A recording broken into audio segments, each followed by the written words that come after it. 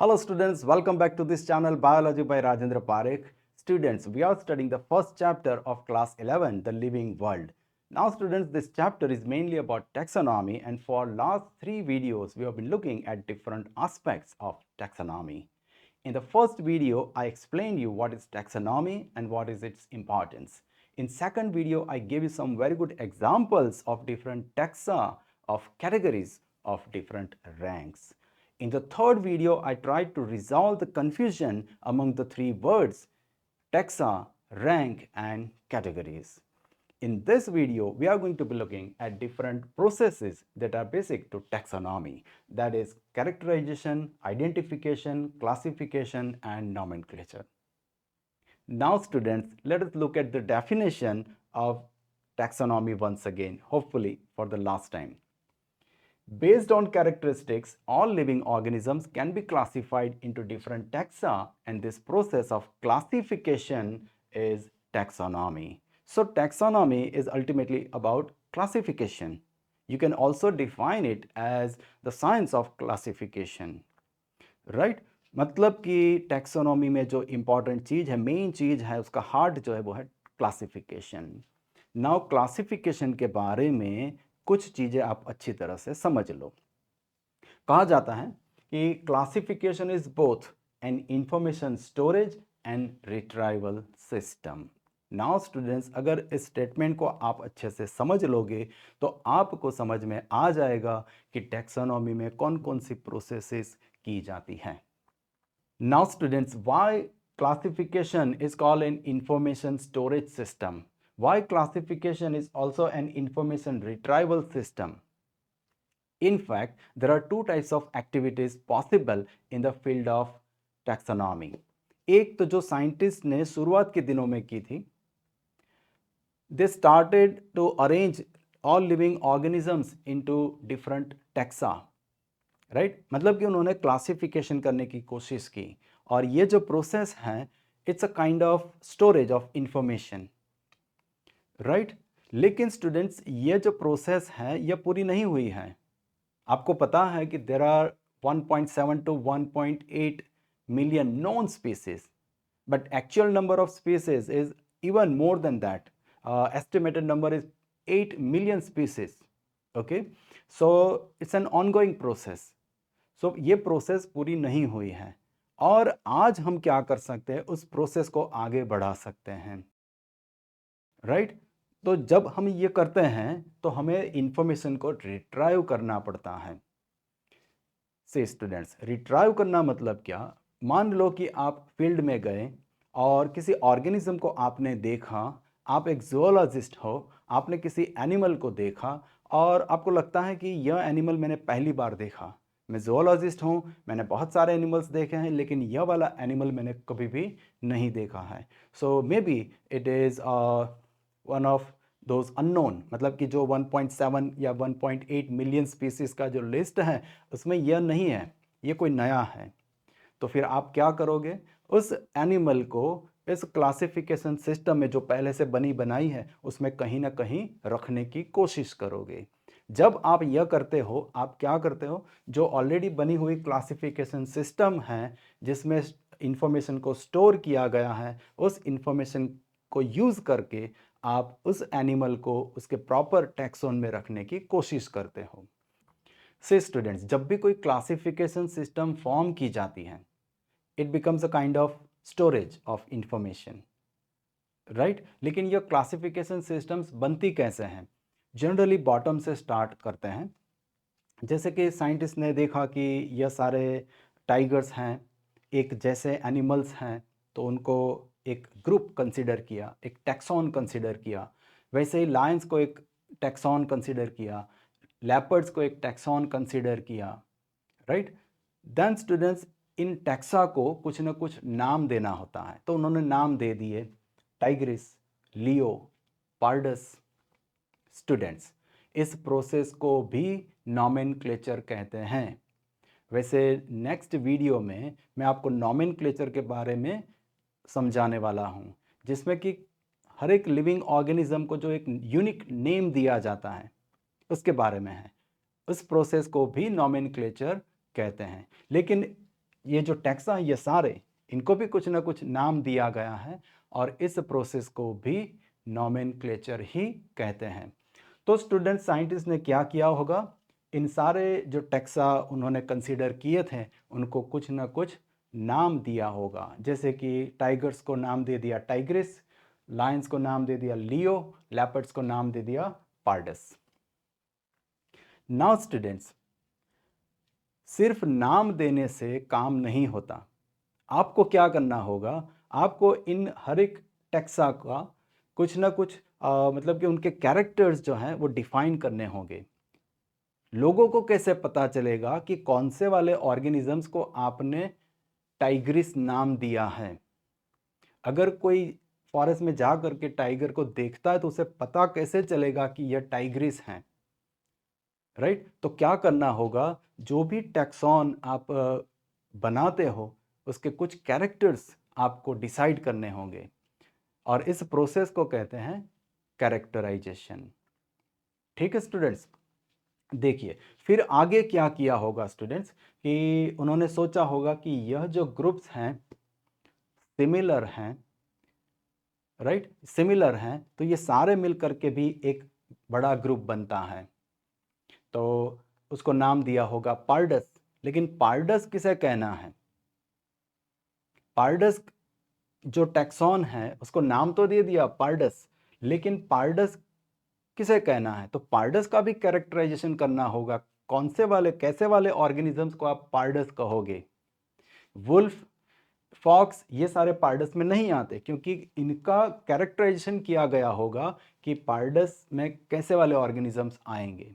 तो हर एक स्टेज पे क्या होता है स्टूडेंट्स, जो भी टैक्सा फॉर्म किए जाते हैं उनके कुछ कैरेक्टर्स डिसाइड किए जाते हैं और इसे कहते हैं कैरेक्टराइजेशन। तो स्टूडेंट्स आपको क्या करना पड़ता है, यहाँ पर हर एक स्टेप पे आपको इन्फॉर्मेशन को यहाँ पर स्टोर करनी पड़ती है।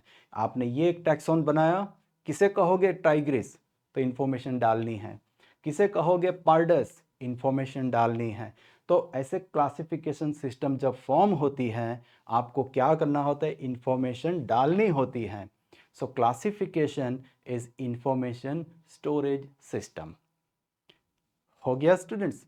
नाउ इंफॉर्मेशन रिट्राइवल सिस्टम कैसे हैं, क्लासिफिकेशन। देखिए स्टूडेंट्स, मानो कि आप जंगल में गए, आपने कोई एनिमल देखा, लायन भी नहीं है, टाइगर भी नहीं है, लेपर्ड भी नहीं है, चीता भी नहीं है, ओके, तो ये कोई अलग ही एनिमल लेकिन उनके जैसा ही आपको लग रहा है, लेकिन इनमें से कोई भी नहीं है। जो भी हमने स्लाइड्स देखी थी आगे वाले वीडियो में, उनमें से भी कोई नहीं है, कोई नया लग रहा है, आपको लगता है कि ये कोई नया है, ये जो 1.7 to 1.8 नॉन स्पीसीज हैं उनमें से नहीं है। तब आप क्या करोगे, तब जो एक्टिविटी आप करोगे वो इन्वॉल्व करेगी रिट्राइवल ऑफ इंफॉर्मेशन।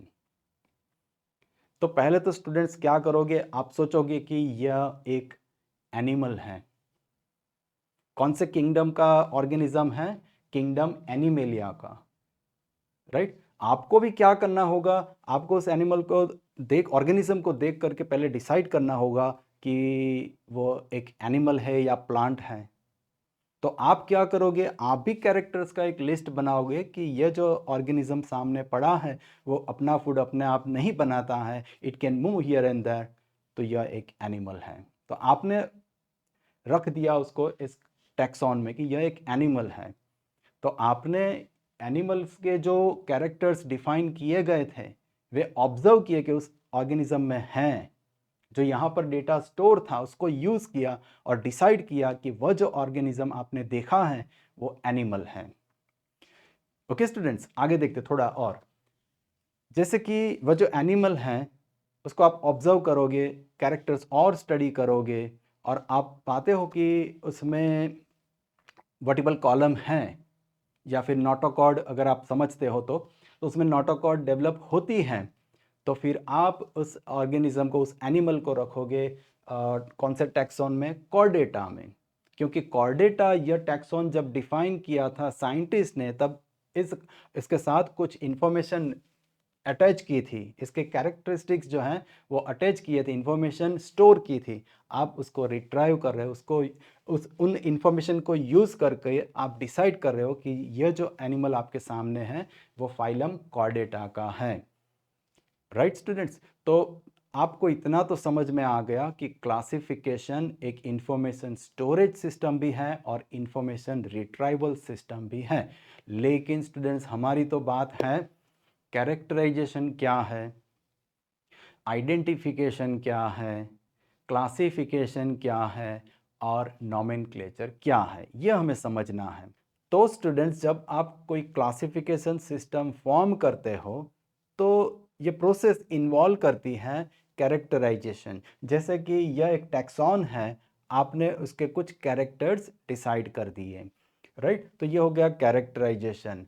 फिर स्टूडेंट्स नॉमेनक्लेचर, हर एक टैक्सा को आप कुछ ना कुछ नाम देते हो और ये हो गया नॉमेनक्लेचर।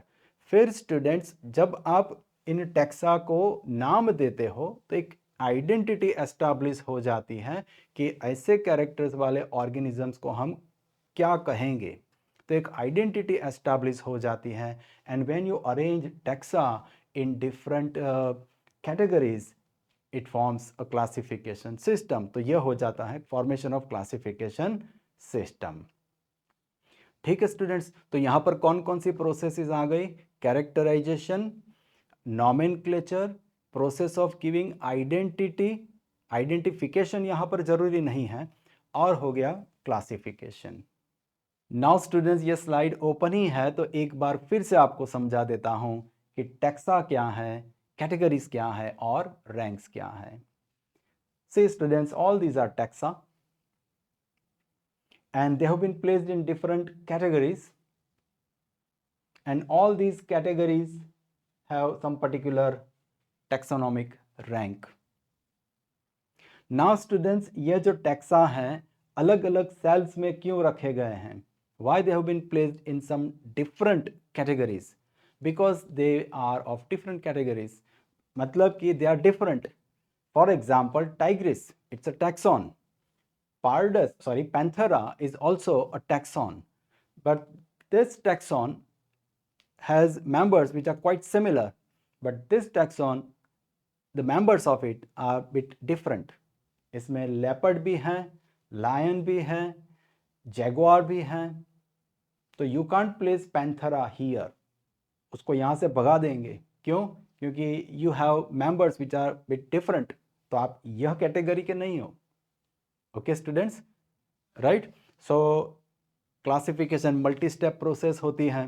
ओके, सो ग्रेजुअली आप स्मॉलर और स्मॉलर ग्रुप्स बनाते जाते हो या फिर बड़े ग्रुप्स बनाते जाते हो। सो जो भी ग्रुप्स बनते हैं, जो भी टैक्सा बनते हैं, they are not of same category and you place them into different categories. Now कोई भी एक टैक्सॉन आप ले लो, जैसे कार्निवोरा, तो उस टैक्सॉन के मेंबर्स में कितनी सिमिलैरिटीज या फिर कितने डिफरेंसेस हैं आपको कैसे पता चलेगा, तो वो कौन सी कैटेगरी में है।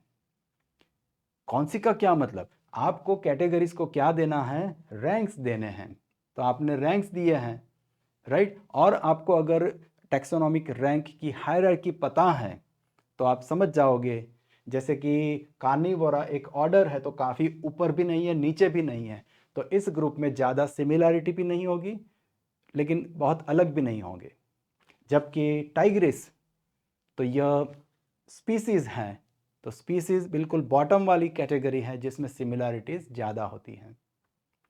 आई होप कि आपको ये समझ में आ गया है स्टूडेंट्स, लेकिन मैं कुछ चीज़ें और इसमें डालना चाहता हूँ जिससे आपका कंसेप्ट और क्लियर हो और आप जान सको कि आपको ये समझ में आ गया है कि नहीं। ठीक है, से स्टूडेंट्स, मैं जो सेंटेंसेस कह रहा हूँ ये सही है कि नहीं, ये आपको सोचना है। Any taxon can belong to any one particular category only. कोई भी टैक्सॉन आप ले लो, किसी एक ही कैटेगरी को बिलोंग करेगा। Yes, it is true. जैसे कि पैलिडी, वो इस कैटेगरी में नहीं आएगी क्योंकि जीनस के मुकाबले उसमें डिफरेंसेस ज़्यादा हैं। ओके, या फिर पैंथेरा के मुकाबले इसमें डिफरेंसेस ज़्यादा हैं। तो कोई भी एक टैक्सॉन किसी एक ही रैंक की कैटेगरी में, किसी एक ही कैटेगरी में आएगा, right? So any taxon can be a member of any one particular category only. But any taxon can be a part or member of several taxa of different categories. Say students, Tigris जो हैं ये एक taxon है, ये एक ही category में आएगा। कौन सी? यह टैक्सॉन यही कैटेगरी में आएगा। कौन सी वाली? स्पीसीज। बट टाइग्रिस जितने भी हैं, ओके, ये जो टैक्सॉन है, it's a member of Panthera also, it's a member of Felidae also. लेकिन यह टैक्सॉन फैमिली वाली कैटेगरी का पार्ट नहीं है, right, but a member of taxon Felidae. और इस कैटेगरी को कौन बिलोंग करता है? टैक्सॉन फैलिडी, नहीं कि टैक्सॉन टाइग्रिस। तो कोई भी टैक्सॉन किसी एक ही रैंक की कैटेगरी को बिलोंग करता है, और कोई भी एक टैक्सॉन एक से ज़्यादा अलग अलग टैक्सॉन का पार्ट हो सकता है, टैक्सा ऑफ डिफरेंट कैटेगरीज हो सकता है। स्वयं विचार कीजिएगा। नाउ स्टूडेंट्स, मान लो कि आप कोई क्लासिफिकेशन सिस्टम नहीं फॉर्म कर रहे हो, लेकिन ये जो ऑनगोइंग प्रोसेस है, कौन सी? अननोन स्पीसीज को डिस्कवर करना और उन्हें क्लासिफिकेशन सिस्टम में अरेंज करना, यह आप कर रहे हो, तब भी आपको यही 4 प्रोसेसेस फॉलो करनी होती हैं, ठीक है? एक्चुअली स्टूडेंट्स, जब साइंटिस्ट ने यह काम स्टार्ट किया था, उनके लिए आसान था क्योंकि सारे स्पीसीज अननोन थी। लेकिन आज की डेट में क्या है, कुछ स्पीसीज हैं, कुछ ऑर्गेनिजम्स हैं जो नोन हैं और कुछ अननोन हैं, कुछ लिस्टेड है, कुछ लिस्ट में नहीं है। तो पहले तो आपको डिसाइड करना होगा कि आपके सामने जो लिविंग ऑर्गेनिज्म है वो ऑलरेडी नोन स्पीसीज में से कोई एक है या नहीं। लेकिन यह चीज़ कैसे होगी? पहले आपको क्या करना होगा? पहले स्टूडेंट्स आपको कैरेक्टराइजेशन करना होगा। The first step in taxonomy is characterization. The first step in taxonomy is characterization. यहाँ भी आपको यही पहले करना होगा। आपको जो ऑर्गेनिज्म आपके सामने है उसको ऑब्जर्व करना होगा और एक कैरेक्टर्स का लिस्ट बनाना होगा, and then based on those characters you will have to compare that organism with organisms of different taxa. ठीक है स्टूडेंट्स, तो कैरेक्टरिस्टिक्स के बेस पे आप डिसाइड करते हो कि जो ऑर्गेनिज्म है वो कौन से टैक्सॉन में आएगा। जैसे कि किंगडम लेवल पर जो टैक्सा है उनमें से कौन से टैक्सॉन में आएगा, ये प्रोसेस हो गई आइडेंटिफिकेशन। मतलब कि आपने पहले किया कैरेक्टराइजेशन, और कैरेक्टराइजेशन के बेस पर आप कर रहे हो आइडेंटिफिकेशन कि कोई एक ऑर्गेनिज्म कौन से टैक्सा में फिट होगा, अलग अलग रैंक के। मैंने स्टूडेंट्स अभी आपको बताया कि कोई एक ऑर्गेनिज्म एक से ज़्यादा टैक्सा का मेंबर हो सकता है। कोई एक टैक्सॉन एक से ज़्यादा टैक्सा का मेंबर हो सकता है, लेकिन कोई एक पर्टिकुलर टैक्सॉन किसी एक ही रैंक की कैटेगरी में हो सकता है। ठीक है, तो आपको क्या करना है, उस ऑर्गेनिज्म को हर एक रैंक के अलग अलग टैक्सा में फिट करना है। जैसे कि लायन है, तो किंगडम रैंक के जो टैक्सा हैं उनमें से कौन से टैक्सॉन में आएगा? एनिमेलिया में। ठीक है, फिर फाइलम लेवल के जितने भी टैक्सा होंगे, आप आगे पढ़ोगे स्टूडेंट्स 4th चैप्टर में एनिमल क्लासिफिकेशन में कि बहुत सारे एनिमल फाइला होते हैं, तो उनमें से कौन से फाइलम में लायन को आप रखोगे? तो कॉर्डेटा में रखोगे। ठीक है, तो इस तरह से आपको क्या करना है, लायन को हर एक अलग अलग कैटेगरी के जो टैक्सा हैं उनमें रखना है। यह प्रोसेस हो गई आइडेंटिफिकेशन। मतलब कि आपने लायन अलग अलग रैंक के कौन से टैक्सा का मेंबर हैं यह आइडेंटिफाई कर लिया। आपने लायन के टैक्सा आइडेंटिफाई कर लिए। ठीक है स्टूडेंट्स, तो कैरेक्टराइजेशन हो गया, आइडेंटिफिकेशन हो गया, राइट। नेक्स्ट क्या, जब आप ये करते हो तो अपने आप लायन का क्या हो जाता है, क्लासिफिकेशन, मतलब कि लायन क्लासिफिकेशन सिस्टम में फिट हो जाता है।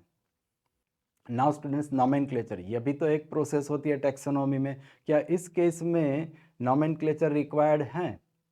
से स्टूडेंट्स, इट डिपेंड्स। आपको लगता है कि आप जिस ऑर्गेनिज्म का स्टडी कर रहे हो वो अननोन है, किसी ने उसका स्टडी नहीं किया है, किसी ने उसको टैक्सोनॉमिक क्लासिफिकेशन सिस्टम में अरेंज नहीं किया है, लेकिन हो सकता है कि किसी ने ऑलरेडी ये काम कर दिया हो। तो जब आप आइडेंटिफिकेशन करते करते जाओगे, मतलब कि कैरेक्टरिस्टिक्स के बेस पर आप उस ऑर्गेनिज्म को किसी न किसी टैक्सा में रखते रखते जाओगे, तो फाइनली आप पहुंचोगे किसी न किसी जीनस पे। तो मान लो कि आप पहुंच गए एक जीनस पैंथरा पर, कि यह ऑर्गेनिज्म मानो या ना मानो पैंथरा जीनस का है, लेकिन ऐसा वाला ऑर्गेनिज्म मैंने आज तक नहीं देखा है। तो फिर आप क्या करोगे, रेफरेंस बुक्स जो होती है या फिर जो टैक्सोनॉमिकल एड्स होते हैं, हालांकि ये टॉपिक आपके सिलेबस से निकाल दिया गया है, उनको यूज़ करना होता है और फिर आपको रिफ़र करना होता है बहुत सारा, और डिसाइड करना होता है। सी स्टूडेंट्स, तो आप क्या करोगे, जब यह जो रिसोर्सेज अवेलेबल हैं टैक्सोनॉमी के लिए उनको यूज़ करोगे, तब आपको पता चलेगा कि हाँ, पैंथरा जो जीनस हैं उसमें 3 नहीं 4 स्पीसीज़ हैं, जैसे कि टाइग्रिस, लियो, पार्डस और ओंका भी होती हैं, जो कि आपके नॉलेज में नहीं था। ठीक है, और आप समझ बैठे कि वो कुछ नया है, तो फिर आप समझ जाओगे कि ओके, ये जो ऑर्गेनिज्म मेरे सामने है यह है पैंथरा जीनस का ओंका स्पीसीज। ओके, तो ये कोई नया नहीं है, और इस केस में आपको नाम देने की भी ज़रूरत नहीं है, नॉमेनक्लेचर की ज़रूरत नहीं है।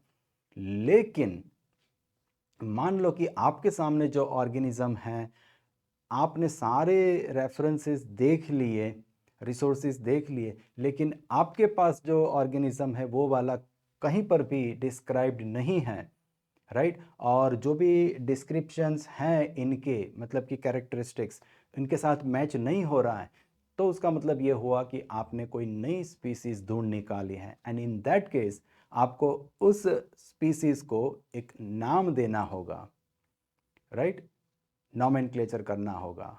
ठीक है स्टूडेंट्स, नॉमेनक्लेचर कैसे करते हैं ये हम अगले वाले वीडियो में देखने वाले हैं, लेकिन स्टूडेंट्स कुछ स्लाइड्स हैं जो हमें देख लेनी चाहिए।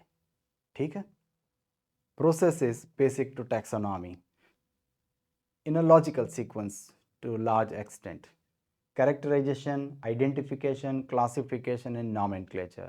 Now students, हमने वैसे ऑलरेडी समझ लिया है, लेकिन इन स्लाइड्स में जो कुछ भी सेंटेंसेस लिखे हैं उन्हें समझने की कोशिश करनी है, because majority of them are from your textbook. से characterization, characterization is the first step in taxonomy. चाहे आप क्लासिफिकेशन सिस्टम फॉर्म कर रहे हो या किसी ऑर्गेनिज्म को आइडेंटिफाई करने की कोशिश कर रहे हो, सबसे पहले आपको क्या करना होता है, कैरेक्टराइजेशन ही करना होता है। उस ऑर्गेनिज्म के कैरेक्टर्स का लिस्ट ही बनाना होता है, उसको डिस्क्राइब करना होता है। In simple terms, characterization is the description of organism. ठीक है, एक टाइप का उसका डिस्क्रिप्शन ही है जो आपको प्रिपेयर करना होता है।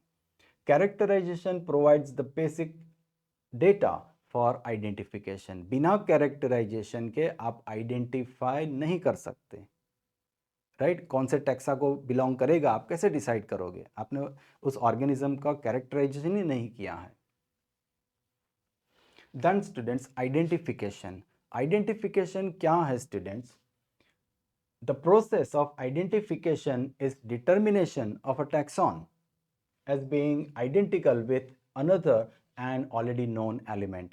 मतलब कि जो ऑलरेडी टैक्सा डिफाइन कर दिए गए हैं, राइट, उनमें से किन ऑर्गेनिजम्स के जैसा यह है, मतलब कि आप जिस ऑर्गेनिज्म का स्टडी कर रहे हो वो कौन से टैक्सोन में फिट बैठेगा, राइट। ये डिटरमिन करने की प्रोसेस को कहते हैं identification. Proper identification leads to next logical step in taxonomy, that is classification, right. जब आप सही आइडेंटिफिकेशन कर लेते हो तो आप उस ऑर्गेनिज्म को क्लासिफिकेशन सिस्टम में प्रॉपरली फिट कर सकते हो। आपकी बुक में जो डेफिनेशन दी है, जिस तरह से समझाने की कोशिश की है, नॉमेनक्लेचर और naming is only possible, nomenclature की बात की है, नॉमेनक्लेचर और naming is only possible when organism is described correctly and we know to what organism the name is attached to, and this is identification.